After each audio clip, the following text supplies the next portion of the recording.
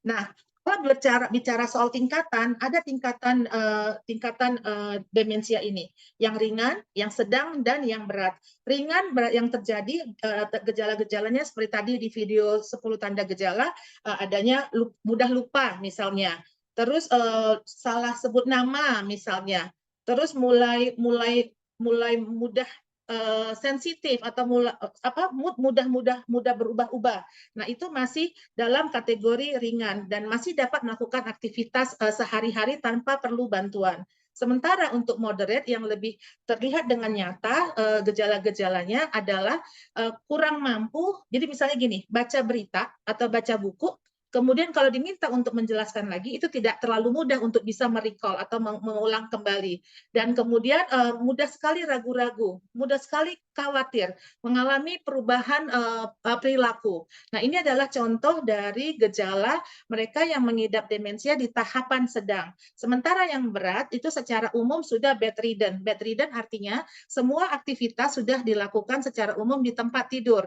Nah, semua kegiatan itu harus butuh bantuan. Nah, ini oleh sebab itu sangat dibutuhkan bantuan atau dukungan, layanan dukungan yang untuk jangka panjang. Nah, secara kontinum WHO, usia itu dikategorikan, lansia itu dikategorikan primer, sekunder, dan tertier. Ketika primer, lansia yang primer itu masih itu yang dikategorikan atau sering disebut positive aging atau menua secara positif. Itu tidak mengalami pikun. Dalam tataran ini, yang penting dilakukan adalah usaha pencegahan. Dan dengan melakukan usaha pencegahan, ketika mulai memasuki kepada lansia berikutnya, tahapan lansia berikutnya, kita dapat mengurangi resiko terjadinya demensia. Dan oleh sebab itu, dan kalau misalnya kita tidak melakukan usaha penurunan resiko, itu dapat membutuhkan penanganan-penanganan. Dan bicara penanganan, sebenarnya tidak perlu harus menunggu sampai lansia. Menurut kategori dari WHO, lansia itu dikatakan ketika berusia 60 tahun ke atas, itu dikatakan adalah usia lansia. Dan sebagai lansia, itu sangat penting sesuai dengan kalau kita bicara hierarki Maslow atau tugas perkembangan psikologi, setiap manusia itu diharapkan dapat mencapai tingkatan paling atas atau aktualisasi diri.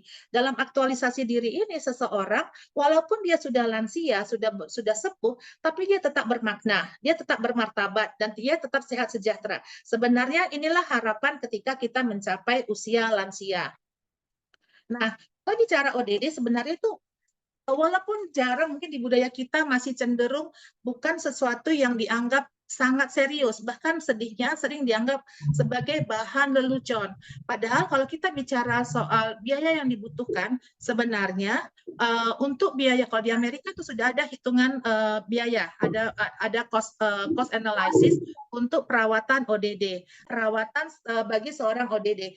Kira-kira itu sekitar 2,2 juta dolar. Negara menanggung 2,2 juta dolar. Kita bayangkan dengan harga-harga yang misalnya seperti harga sebuah pesawat pribadi, harga sebuah kapal pesiar, harga sebuah mobil mewah, atau bahkan untuk membeli pulau. Sudah jauh lebih murah membeli hal-hal tersebut dibandingkan beban negara untuk penanganan ODD di satu negara.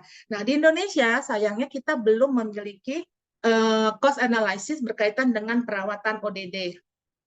Tadi saya janji bahwa akan ada slide khusus untuk faktor-faktor risiko itu ada apa saja. Bagi demensia, sifatnya adalah multifaktor, tidak hanya satu faktor. Itu bisa disebabkan gaya hidup misalnya kebiasaan merokok, kebiasaan alkohol, kebiasaan penggunaan narkoba di luar untuk pengobatan medis, bisa dipengaruhi oleh peristiwa yang traumatik, misalnya kehilangan anggota keluarga atau orang yang sangat disayangi, sehingga dapat menyebabkan seseorang karena traumanya dia bisa menyebabkan depresi. Dan juga bisa disebabkan kurangnya aktivitas yang bersifat latihan fisik dan juga latihan mental. Ada berbagai faktor yang dapat menyebabkan seseorang mengidap demensia atau mengidap pikun. Dan ini semua tidak bisa bekerja sendiri saja, tapi dia ditopang dengan hal-hal lain. Misalnya lingkungan sosial itu dapat bersama dengan lemahnya atau kurangnya latihan mental dan juga ditambah dengan gaya hidup, itu dapat menyebabkan seseorang punya resiko terkena demensia. Jadi dia sifatnya adalah multifaktor. Nah, sebenarnya bagaimana sih cara untuk bisa mencegah demensia? Ini digambarkan sesuai dengan fungsi otak. Kita dapat melakukan berbagai kegiatan, misalnya latihan yang sifatnya intelektual. Contohnya TTS, dari usia dini, mari kita ajak anak-anak kita untuk mulai melatih secara intelektual, bukan saja hafalan atau pelajaran di sekolah, tapi juga mulai latih dengan aktivitas yang olahraga otak, misalnya catur, teka-teki silang, Sudoku. Nah, Sudoku ini salah satu yang sangat digemari oleh bapak saya. Bapak saya usianya 83 tahun, sangat fit, karena dia secara kompleks dia melakukan semuanya dari usia sangat dini. Bermain puzzle, membaca, berlatih bahasa asing, bukan hanya bahasa asing, bahasa di luar Indonesia, tapi juga bahasa daerah di luar kesukuan kita sendiri. Nah, itu sangat bagus untuk sebagai usaha untuk pencegahan terkena resiko demensia. Aktif di kegiatan-kegiatan sosial, kegiatan-kegiatan kerelawanan. Kita aktif dalam kegiatan-kegiatan yang dapat dilakukan bersama-sama, baik dengan keluarga maupun dengan teman-teman atau orang-orang baru atau kenalan baru. Dan lakukan kegiatan-kegiatan yang sifatnya mendidik, baik mendidik kita sendiri maupun sekitar kita. Jadi dipengaruhi, digunakan semua fungsi-fungsi di dalam otak untuk sebagai usaha kita untuk melakukan pencegahan terkena demensia atau terkena pikun. Nah, Kementerian Kesehatan sendiri itu menerapkan yang disebut cerdik untuk usaha pencegahan terkena resiko. Ini berlaku bukan saja bagi warga pemukiman vertikal, tapi berlaku bagi kita semua. Cerdik itu adalah cek kesehatan rutin termasuk fungsi otak. Nah, kita sering mungkin yang terbiasa adalah cek kesehatan yang sifatnya fisik, misalnya untuk mengukur, membuat analisa terkait dengan tekanan darah, kolesterol, gula darah, tapi masih sangat jarang dilakukan pemeriksaan rutin untuk fungsi otak. Padahal sebenarnya kita bisa sekarang ini sudah sangat banyak layanan-layanan untuk pemeriksaan fungsi otak. Misalnya, tadi saya menyebutkan bahwa saya juga champion di Alzheimer Indonesia. Alzheimer Indonesia adalah sebuah LSM, bahkan LSM pertama dan satu-satunya di Indonesia yang secara khusus memberikan layanan penyadaran, peningkatan kesadaran, pelatihan, penelitian, dan juga advokasi berkaitan dengan demensia. Nah, Alzi sendiri salah satu layanannya adalah memberikan layanan screening fungsi otak. Nah, sebenarnya kalau kita di komplek pemukiman vertikal misalnya, atau di pemukiman yang non-vertikal, ketika melakukan kegiatan pemeriksaan kesehatan, misalnya mau 17-an atau kegiatan-kegiatan lain secara rutin, itu kita bisa mengundang untuk melakukan pemeriksaan fungsi otak. Nah, kemudian yang adalah enyahkan asap rokok. Asap rokok tidak saja berbahaya bagi pengisapnya atau si perokok aktif, tapi juga penelitian sudah menunjukkan bahwa begitu banyak kerugian yang diderita oleh perokok pasif. Anak-anak di sekitarnya, pasangannya, jadi sudah memberikan korban bagi orang-orang di sekitarnya yang merupakan perokok pasif. R adalah untuk rutin aktivitas fisik, spiritual, stimulasi otak.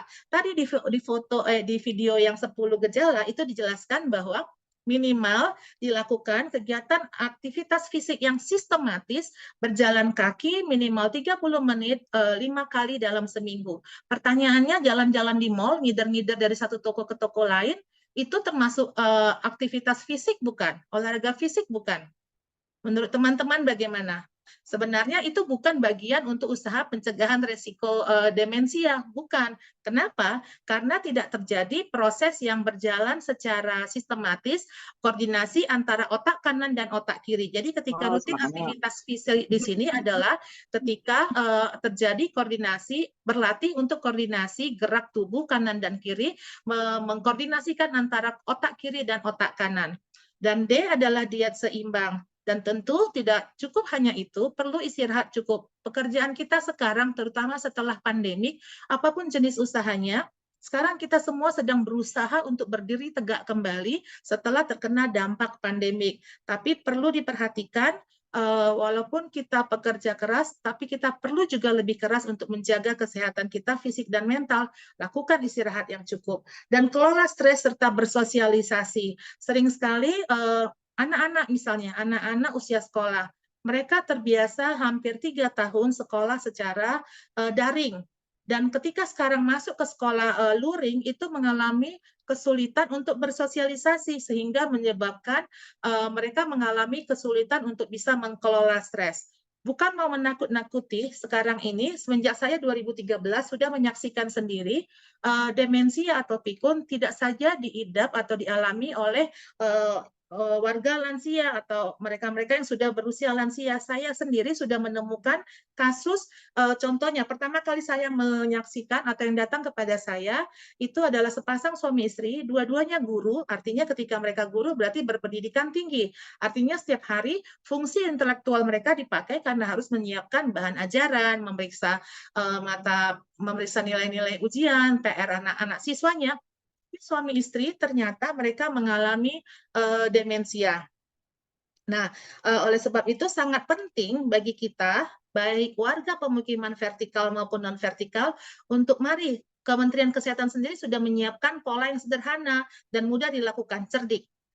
Saya ulang, cek kesehatan rutin, enyahkan asap rokok, rutin aktivitas fisik, spiritual, stimulasi otak, diet seimbang, istirahat cukup, dan kelolalah stres sehingga dan juga bersosialisasi. Nah, kita sebagai warga di lingkungan masyarakat itu sangat dianjurkan untuk ramah, untuk bersahabat dengan demensia. Artinya tidak lagi mengolok-olok karena banyak kejadian. Saya sendiri menyaksikan di lingkungan tempat tinggal di sini, anak-anak kecil di area kolam renang ketika melihat warga yang lansia dan saya dari bicara dengan dia dan juga anggota keluarganya, ternyata beliau memang sudah mengidap demensia atau mengidap pikun. Tapi anak-anak di lingkungan saya perhatikan mengolok-olokkan karena yang bersangkutan yang saya tahu yang saya sangat kenal baik itu seorang ibu yang sudah sepuh. Nah, si ibu ini kerap menanyakan hal yang sama ke anak-anak ini. Siapa namamu? Unitmu di mana? Kau sudah makan? Itu berulang-ulang ditanya. Dan bagi anak-anak ini, itu menjadi bahan lelucon. Mereka tidak memahami apa yang terjadi dengan ibu yang sepuh ini. Kalau saja kita bisa menjadi sahabat demensia, maka itu tidak akan terjadi. Bayangkan bila itu terjadi bagi anggota keluarga kita. Ingat, demensia itu bukan bagian alami dari penuaan. Dan orang dengan demensia memiliki hak untuk tetap bermakna dalam hidupnya. Dan bermakna berarti memiliki kualitas hidup yang positif, memiliki berkualitas sama seperti kita juga menginginkan memiliki kehidupan yang berkualitas. Oleh sebab itu, hashtag dari Alzheimer Indonesia adalah jangan maklum dengan pikun. Karena ketika kita memaklumi, kita cenderung tidak mau membekali diri kita dengan pengetahuan apa itu demensia, bagaimana pencegahannya, bagaimana kita dapat menolong mereka-mereka yang mengidap demensia. Alzi itu salah satu programnya bukan saja di satu kota, tapi secara nasional adalah Sahabat Demensia. Saya sendiri sudah menyaksikan di beberapa negara bahwa mereka misalnya yang saya sudah kunjungi itu adalah Hong Kong, Taiwan, Singapura, Filipina, itu mereka menciptakan lingkungan-lingkungan yang disebut lingkungan ramah demensia. Di zaman Ahok itu sempat beberapa tahun beliau membangun infrastruktur di Jakarta yang ramah lingkungan yang ramah terhadap demensia, sehingga beliau pada saat itu mendapat penghargaan dunia dari Alzheimer Disease International dari London untuk sebagai pimpinan kota sebagai pimpinan kota yang membentuk yang bersama jajarannya membentuk kota yang ramah terhadap demensia, termasuk antara lain waktu itu saya masih ingat banget disediakan Transjakarta atau busway yang khusus ramah untuk mereka yang lansia dan ramah untuk demensia yang sifat naik turunnya itu yang sifatnya hidrolik, itu sangat bagus sekali.